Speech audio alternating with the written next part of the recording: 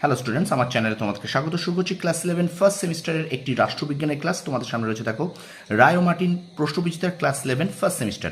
তো রায় মার্টিন প্রশ্নবিচিত্রা থেকে আমরা কিন্তু রাষ্ট্রবিজ্ঞান সাবজেক্টের কিন্তু অধ্যায়ভিত্তিক এমসিকিউ ক্লাস করছিলাম। আজকে আরও একটি রাষ্ট্রবিজ্ঞানের অধ্যায়ভিত্তিক এমসিকিউ ক্লাস নিয়ে তোমাদের সামনে চলে এসি। তো প্রথম থেকে শেষ পর্যন্ত ভিডিওটা দেখবে, একটু স্কিপ করবে না। আর আমার চ্যানেলে নতুন হলে অবশ্যই চ্যানেলটা সাবস্ক্রাইব করো, পাশে থাকা বেল আইকন প্রেস করে রাখবে।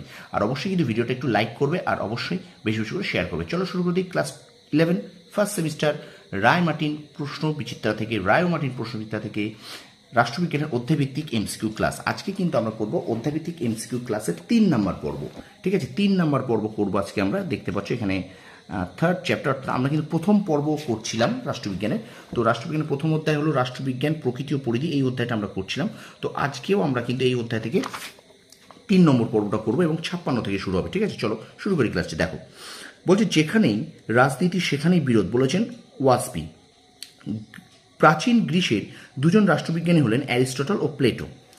পরে প্রশ্ন দেখো, রাষ্ট্রবিজ্ঞানকে আবহবিজ্ঞানের সঙ্গে কে তুলনা করেছেন? Lord Bryce. আচ্ছা, এখানে দেখো আচরণবাদের সঙ্গে যুক্ত তাত্ত্বিকরা হলেন, এখানে অ্যাক্ট হবে, এইটা হবে উত্তর। ঠিক আছে, প্রথমটা। আচ্ছা, নিম্নলিখিত বিষয়গুলি কিসের অন্তর্ভুক্ত? এখানে কি হবে বলো? রাষ্ট্রবিজ্ঞান। আচ্ছা, পরের প্রশ্ন দেখো, আচরণবাদীরা রাষ্ট্র শব্দটির পরিবর্তে কোন কথাটি প্রয়োগের পক্ষপাতী? রাজনৈতিক ব্যবস্থা। ঠিক আছে, পরের প্রশ্ন, রাষ্ট্রবিজ্ঞান হলো সেই বিষয় যা সমাজস্থ মানুষের বিরোধ এবং বিরোধের মীমাংসা করে, বলেছেন অ্যালান বল। পরের প্রশ্ন, প্রাচীন রোমের দুজন রাষ্ট্রবিজ্ঞানীর নাম হলো সিসেরো ও ম্যাকিয়াভেলি। স্টুডেন্টস, ভিডিওটা অবশ্যই একটু লাইক করবে, কমেন্ট করবে, বন্ধুদের মাঝে বেশি করে শেয়ার করবে। চলো আমরা ভিডিওটা কন্টিনিউ করি। দেখো এবারে বলছে, রাজনৈতিক মানুষ ধারণাটির জন্ম দেন ম্যাকিয়াভেলি। পরের প্রশ্ন, যে মানুষ সমাজে বাস করে না সে ভগবান নয়তো পশু, বলেছেন অ্যারিস্টটল। আচ্ছা, মার্ক্সবাদের মূল সূত্রগুলি হলো, এখানে দেখো 1 2 3 4টে সূত্র আছে, তাহলে এখানে হবে 1 3 4 ঠিক এবং 2 ভুল। কি বললাম? 1 3 4 সঠিক এবং 2 ভুল। ঠিক আছে, তোমরা একটুখানি সূত্রগুলোকে দেখে নেবে। ঠিক আছে।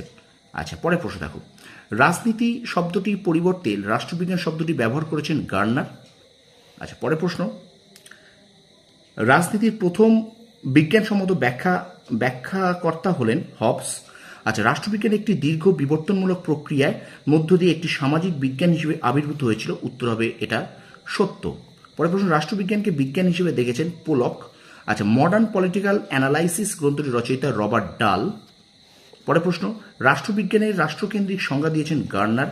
আচ্ছা, বেনথামের হিতবাদের মূল কথা কি? সর্বাধিক মানুষের সর্বাধিক সুখ। আচ্ছা, পরের প্রশ্ন দেখো, সক্রেটিসের শিষ্য হিসেবে পরিচিতি লাভ করেছিলেন প্লেটো। আচ্ছা, মধ্যযুগের রাষ্ট্রচিন্তা আবর্তিত হয়েছিল ধর্মীয় চিন্তা দ্বারা। আচ্ছা, এবার দেখো, সময়কালের পরিপ্রেক্ষিতে রাষ্ট্রচিন্তা ও দার্শনিকদের সঠিক ক্রম সাজাও। এখানে দেখো আছে Socrates, Plato, Aristotle, Cicero, Machiavelli. একবার দেখে নাও পরপর যে সাজালে হয়, Socrates, Plato, Aristotle, Cicero, Machiavelli. পরের প্রশ্ন, কার মতে রাজনীতি হলো একটি সার্বজনীন কার্যকলাপ? অ্যালান বলের মতে। আচ্ছা, পরের প্রশ্ন, ক্ষমতা রাজনীতির মূল বিষয়বস্তু বলেছেন লাসওয়েল। আচ্ছা, রাষ্ট্রবিজ্ঞানের মূল্য নিরপেক্ষ আলোচনা সূত্রপাত ঘটান আচরণবাদীরা।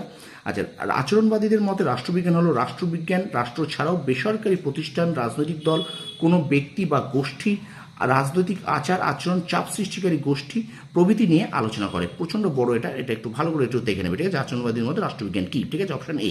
আচ্ছা, পরের প্রশ্ন, রাজনীতির ইংরেজি প্রতিশব্দ পলিটিক্স শব্দটি 3টি কোন গ্রিক শব্দ থেকে উদ্ধৃত হয়েছে? এটা হবে পলিটি।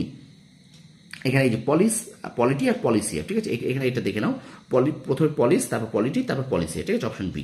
আচ্ছা, প্রাসঙ্গিকতার বিশ্বাস ধারণাটির প্রবর্তক হলেন ডেভিড ইস্টন। রাষ্ট্রবিজ্ঞান শিরোনামের প্রশ্নপত্র দেখে দুঃখ প্রকাশ করেছেন মেইটল্যান্ড।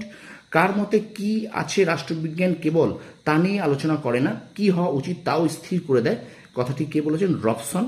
আচ্ছা, রাষ্ট্রবিজ্ঞানের আলোচ্য বিষয়বস্তু হলো সততই পরিবর্তনশীল।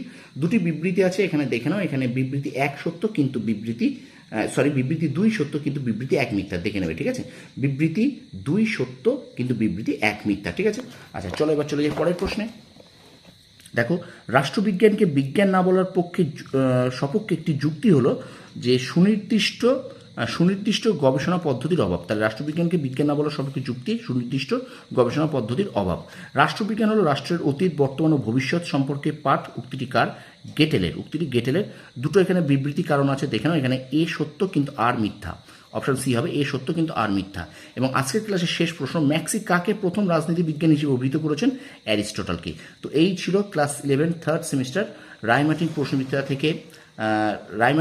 থেকে রাষ্ট্রবিজ্ঞানের অধ্যায়ভিত্তিক এমসিকিউ 3 নম্বর ক্লাস শেষ করলাম। তো ভিডিওটা ভালো লাগলে অবশ্যই লাইক করবে, কমেন্ট করবে, বন্ধুদের মাঝে বেশি বেশি করে শেয়ার করবে। আর আমার চ্যানেল নতুন হলে অবশ্যই চ্যানেল সাবস্ক্রাইব করো, পাশে থাকা বেল আইকন প্রেস করে রাখো। তোমরা সফল হও, তোমাদের সাফল্য কামনা করি। ধন্যবাদ।